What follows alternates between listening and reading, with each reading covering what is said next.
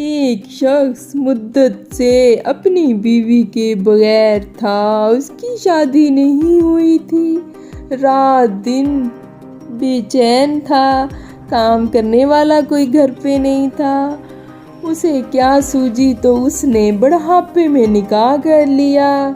بیوی بڑی چالاک ملی، دن رات اسے کھانے پینے سے ہی کام تھا، اسی لیے اسے بیچ چٹوری کہتے تھے۔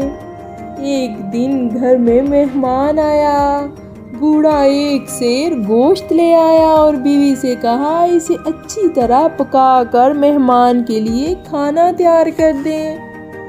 بھونتے بھونتے بیوی کا دل للچایا اور وہ ایک ایک بوٹی چن کر کھا گئی۔